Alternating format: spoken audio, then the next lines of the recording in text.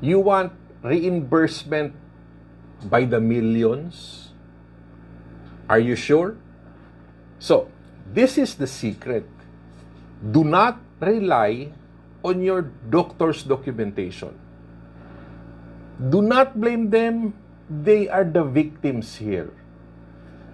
So, you own a hospital, or you are probably a board member of the hospital, so you manage a hospital, or probably you are a medical director, or probably a finance officer, or a member of the management committee.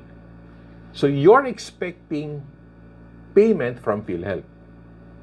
Now, at times so may bayad, okay? At times, wala. Okay? RTH or denied. So this is what I tell many of my clients. Don't rely on doctor's documentation. Kaya wait. So, I am not saying all doctors are unreliable in documentation.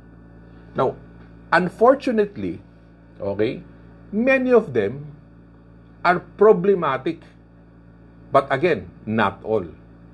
So, the problem here is incomplete documentation. So, documentation is recording patient information in the clinical chart. Now, this can be chief complaint, pwede ho ito history, you have PE, review of system, or course in the ward, and many more. So, from the chart ho, it's transferred to the PhilHealth forms. And then the forms are submitted to PhilHealth. So, maraming doctors, they have no time for documentation. They do not want documentation. They do not care to document. They simply ask the residents to document for them. Shortcut documentation. Incomplete documentation. Ito po, unreadable documentation. Ito, penmanship is unreadable. So, this leads to incomplete or missing clinical information in the claim forms. So, this affects payment. Now, eto, take note. PhilHealth is all about correct, complete, and consistent information. If your doctors cannot do this right, you will have a problem. Okay, example, walang chief complaint in the clinical chart. So, this means your claim form 4 will have no chief complaint.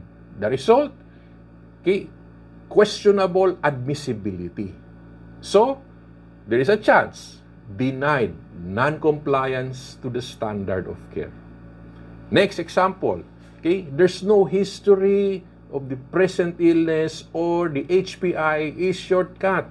Okay, ito po leads to the absence of proof na clinical necessity to admit the patient. There is no or there is unclear admissibility. Again, okay? Again ho, potential denied non-compliance to the standard of care. Next, you have a doctor, 10 ho, okay, na OPD, ER procedure ang ginawa.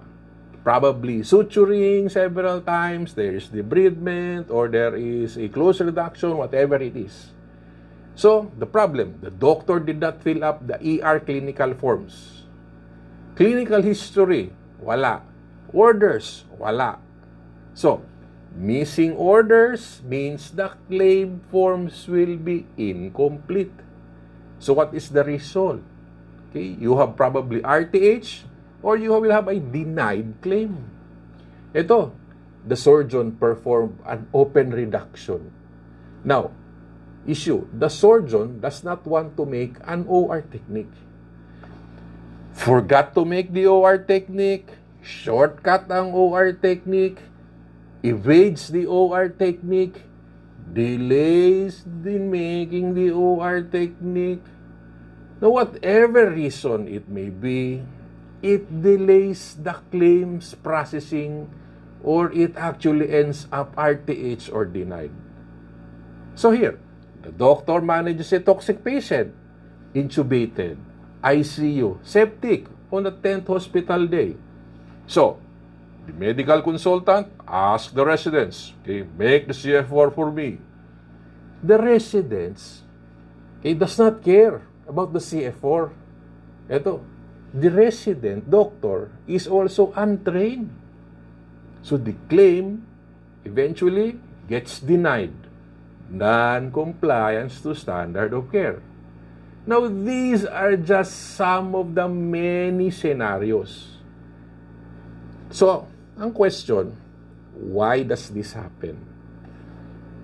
Doctors were never trained in PhilHealth concepts.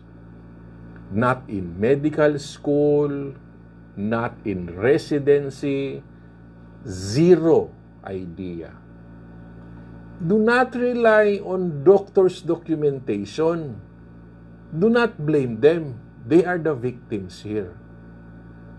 So, yung problem mo, okay, you're anticipating payment. Now, you need to pay suppliers.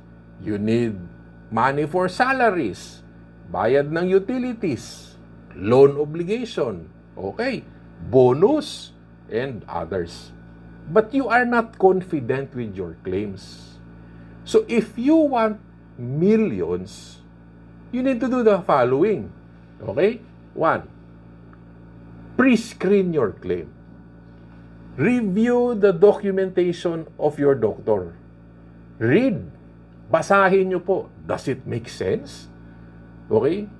Check if there are inconsistencies. Ito.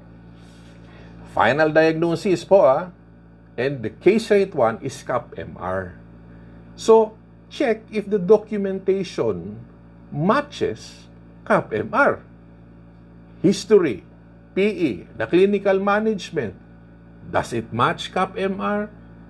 So, if you're asking PhilHealth to pay for a stroke claim, check the documentation in the CFR if it matches the stroke. Are the details complete?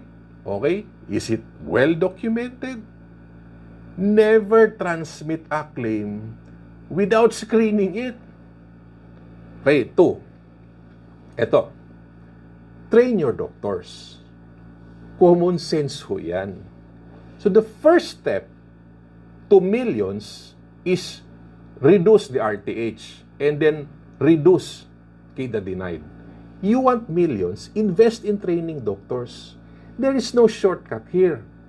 Now, the contents of the claim forms are 80% clinical. Saan ba galing yung clinical information? Okay?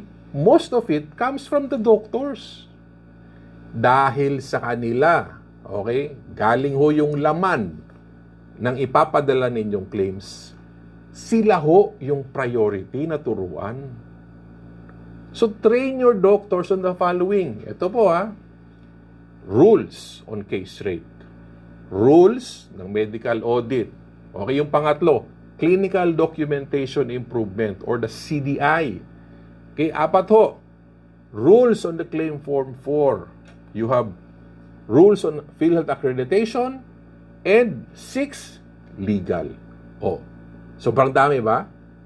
So, if your doctors are trained on all of this, believe me, your hospital may increase income. Why? There is less ho ang RTH, less ang denied, and you have 0 legal. Fast turnaround time. In summary, okay, if you have trained doctors, you can rely on their documentation and millions will follow. If you have untrained doctors, do not rely on their documentation. This is Coach Doc Ben. See you soon.